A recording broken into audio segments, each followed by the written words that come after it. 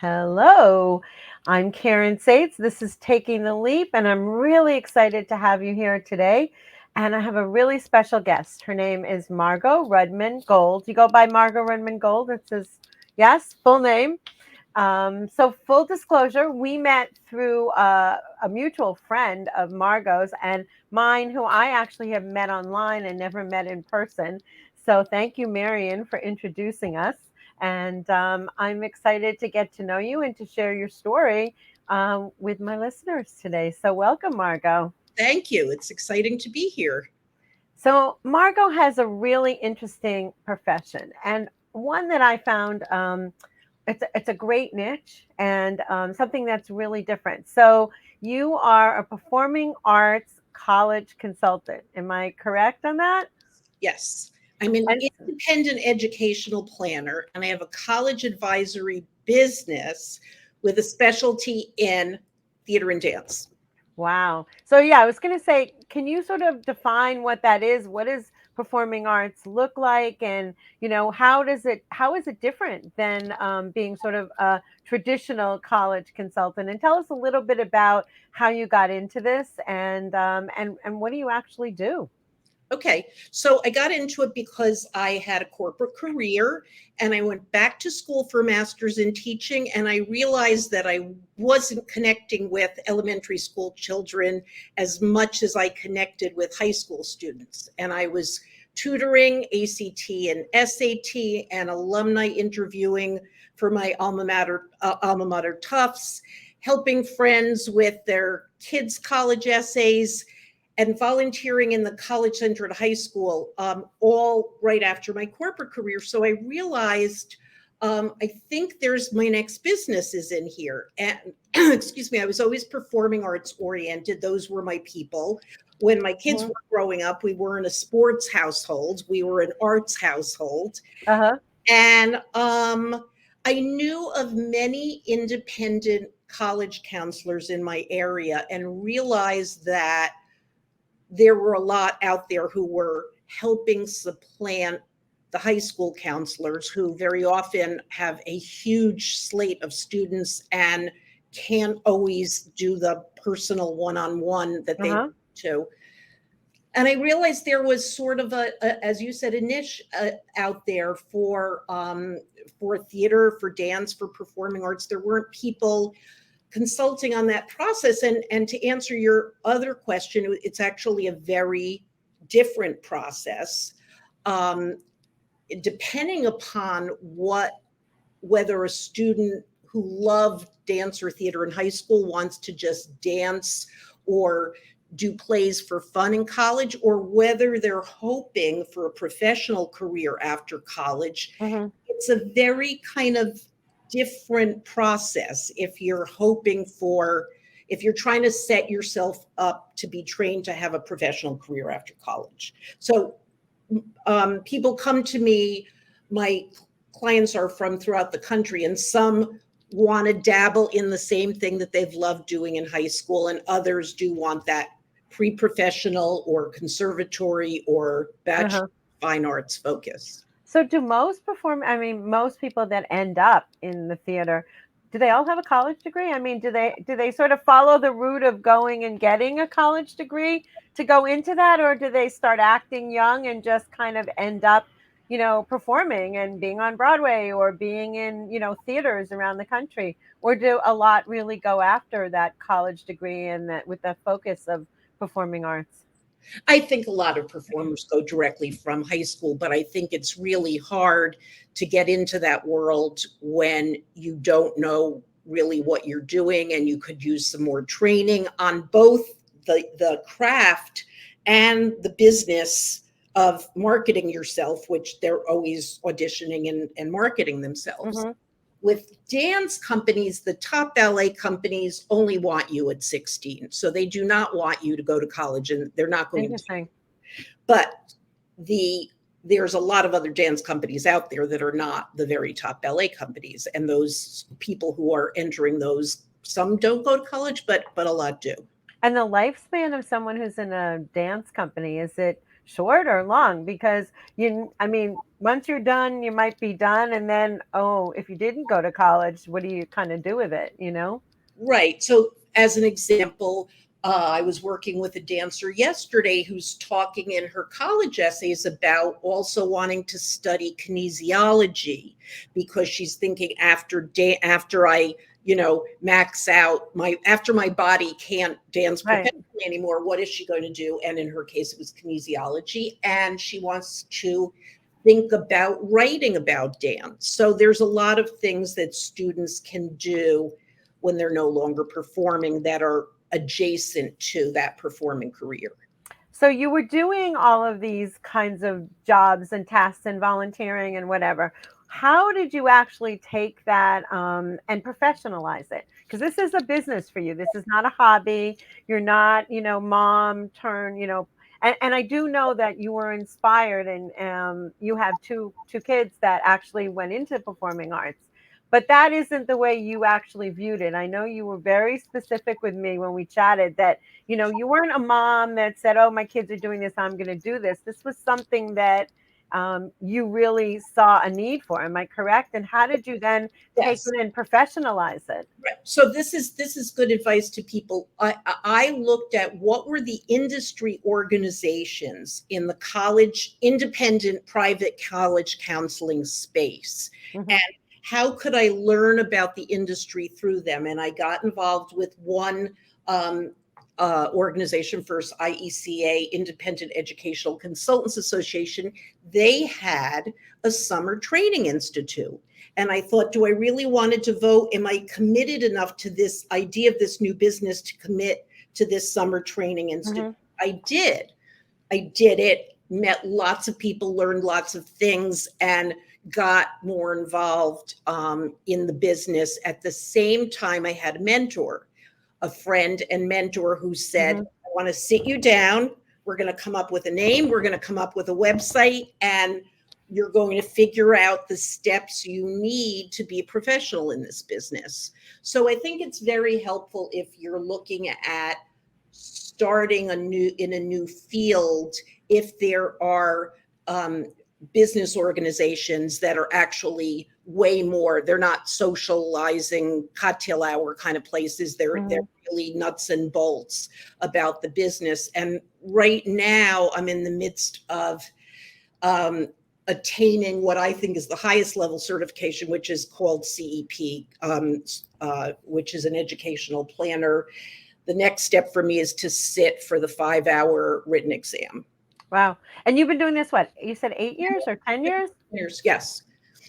So it's not something that's new. And are there, I mean, as I started out by saying, it is a niche. Are there a lot of other people around the country that are focused on that niche and do what you do? Or, There are a few, and there are a few that have other niches. There's athletic recruiting, people who want to be recruited for soccer or equestrian recruiting, or people who specialize in students with LD, learning disabilities.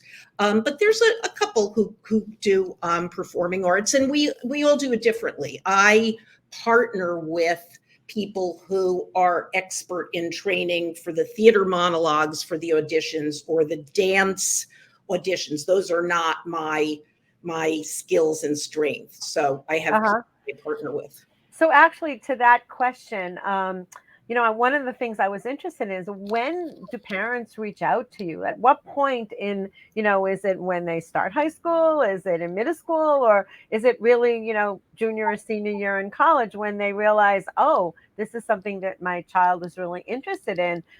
So what's a good time for them to reach out? And then what does that timeline and process, like what happens during that time from when they reach out to when they're going to college? So most people come to me the beginning of junior year. I have been getting a flurry of inquiries this week from people who have high school seniors, and I can't take them on. And I'm not sure, maybe they thought they were going to do it themselves and they're overwhelmed. Hmm. But this is definitely too late in September of senior year. If someone starts with me in the end of sophomore year, I can talk to them about what courses they might want to think about taking in their high school junior year, which may matter for some of the more academically selective schools. Mm-hmm. And we can talk about what they're going to do in the summer. And, working for money is fine. That is, colleges respect that a lot. Mm-hmm. A lot of other things, you don't have to go performing in the summer, but if you want to do that, there are certain programs that will train you, and there are certain programs at colleges where you can get a taste of what it's like to be a student there in performing arts. So if they come to me in sophomore year, that's what we would do. If they come to me in junior year, we start talking about what they're looking for, what the family's looking for, trying to find a fit that is an academic fit, a theater or dance fit, a social fit, meaning a cultural fit. Do they fit in? Do they walk around that campus Mm-hmm. and say, these are my people, or who am I going to be friendly with? That's important. Mm-hmm. So we start talking about that. Hopefully, if we can develop a list that's a working list, by the time it's the vacations during junior year, they can visit some of the colleges and at least get a sense, are they happy at a big city college or a big, rah-rah football university that also has great theater or dance, or do they prefer a small liberal arts college? So what's interesting is that you work with students for a full year. Is that correct? That you take them on for a 12-month engagement. I So worked you, with them for 2 years, really junior and senior year, up until May 1 of senior year. and that really limits how many Right. students you can take on. Correct. So are you looking to keep your business sort of where it's just, I mean, it is just you, correct, at this Yes. point?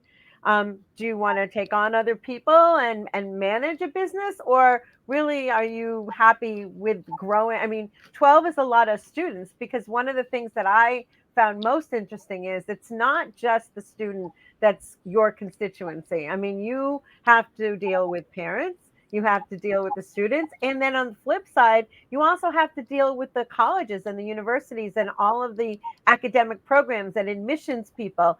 So it's not, you play a really interesting sort of pivotal role in terms of managing all of these different pieces. Yes. And sometimes I think the most difficult one is between the parent and the child, because the parent may have a certain idea of what they envision for their student, and the student may have a somewhat different idea. And so, yes, So it are is. you like part psychologist, part trainer, Oh, part, definitely you part know? psychologist. If the family, if the parents are divorced and it's contentious, that makes me into a psychologist. I have a couple students now whose families had a philosophical issue about being vaccinated. They don't believe in vaccinations, and does that limit where they can visit and where they could attend school, and how to navigate that, which is sort of, Mhm. it's not really psychologist, but it's certainly something I wasn't Right. prepared to deal with, but I am. So yes, it's definitely part psychologist. I had no idea about that. Going into it, right? Correct. But at the end of the day, your focus is on the student, right? And really supporting the student through their process of getting to the end game. Right. And I always say that it's the parent who pays me, but my client is not the parent. My client is the student.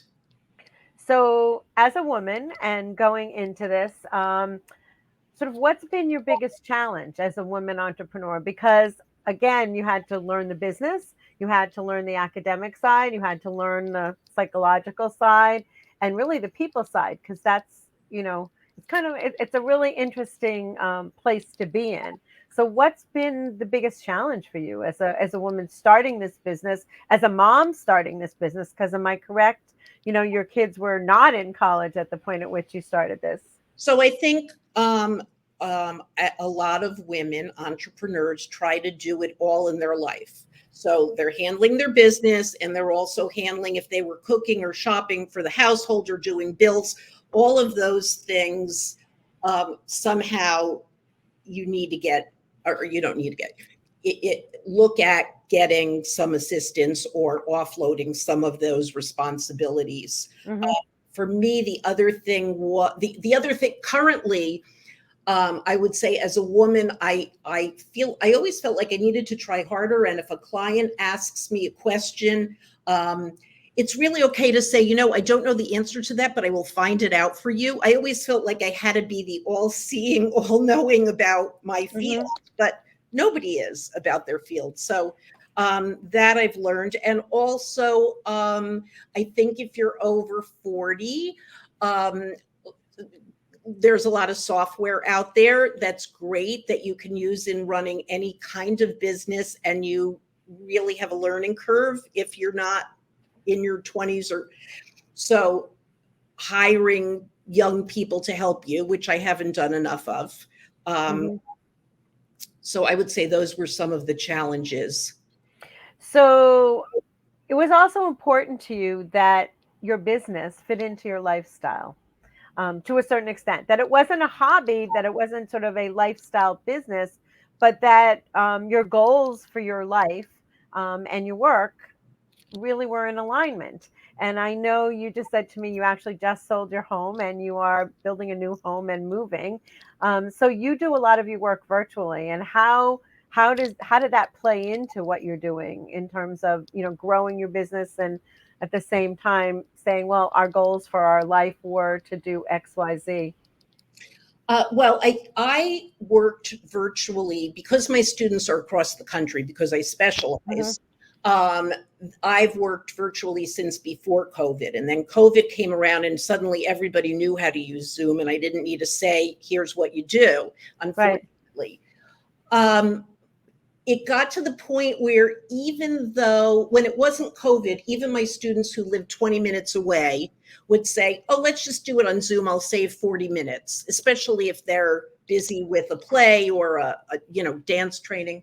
And now I have a few in the New York area, which is where I'm based, but I think I have more in California, Texas. So I've always been virtual, and now I am 100% virtual. And what that's enabled us to do is move south.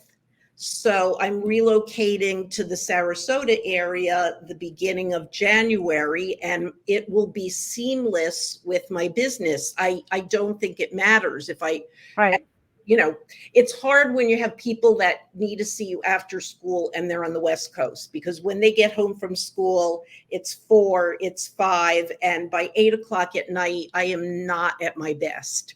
I'm much better at 8 o'clock in the morning. So so that makes it a little hard, but I'm staying within the same time zone. So I think it'll be seamless, other than the couple days I have to take off to actually do the move. So, but it's great. Your business allows you to actually do it from anywhere, and to also serve students anywhere in the country. Correct. Which really makes it easier for you to, makes it more challenging maybe to market your business, but yet you have a much bigger universe to market to. Right. Do you actually go and see some of these colleges yourself, or do you rely on the systems and the books and do you actually visit the performing arts programs? I do. And in fact, for both of the organizations of which I am an active member, you need to see 25 colleges a year in person. So that's my goal for myself and my requirement. During COVID, when everything was remote, I think I had about 50 Zooms with 50 different colleges. But it's a lot harder with, to get a sense of being on a campus when you're looking at it remotely. But yes. Well, not when there are no students there anyway. Right. So, that's part of it, is just walking the campus and getting a feel for what do the kids look like, and, where are they hanging out? And what do you look for when you actually, what are sort of the markers for you in terms of what makes a school interesting or appropriate? Or are there certain, things that you are looking at as you walk that campus? I kind of look at the students to see, are they, if you look at a continuum and one end is very basic and one end is very alternative, like, Are they falling into one side or the other? Is it a big Greek school, meaning are people very, very active in fraternities and sororities? Some students would love that, others hate it. Then I go and talk to the heads of the dance department and the theater department. I talk to the students. I try to, if there is a performance, I try to see that. I always tell families, go to the biggest cafeteria, the main cafeteria, and sit there and look around, because that's a cross section of the students. A lot of my students are so focused on performing on their art that they're not so focused on the physical plant. But I have had students or parents say to me, we didn't like that school. It looked kind of old and frayed. So definitely I'm looking at the buildings. There's a couple schools recently that built brand new, beautiful performing arts centers. So that shows, even though maybe they're not known as a performing arts school, that shows their commitment. And they're investing in it. Yes, yes. So, and do a lot of those schools actually really rely on the local community to attend these, or are they more sort of internal, the way the performing arts centers are used with the schools? I mean, are they, they're usually, or before COVID, they were sort of open to their communities. I mean, I went to Brandeis and I've gone to theater productions at Spingold, and, there's a certain amount of students in the audience, but there's also a lot of the community that goes to the theater productions there. Yes, at most schools, they are open to the community to come to the performances. And when they have professional performances come in, those are also typically open to the community. Interesting. So do you see this as a growing area or as a growing profession, that more students are going into the performing arts, or do you see it as something that's sort of kind of maintaining itself, but not really a growing area of interest?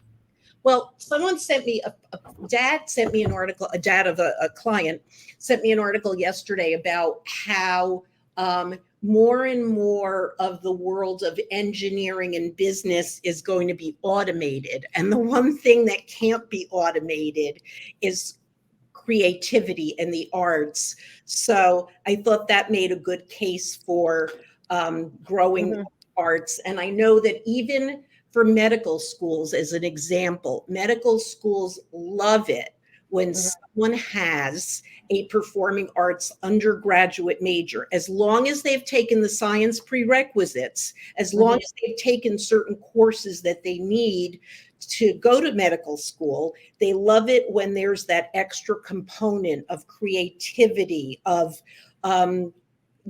speaking well, performing. So, I just always say to parents that even if they don't become a performer, there are so many skills that they're going to come out with. That's interesting.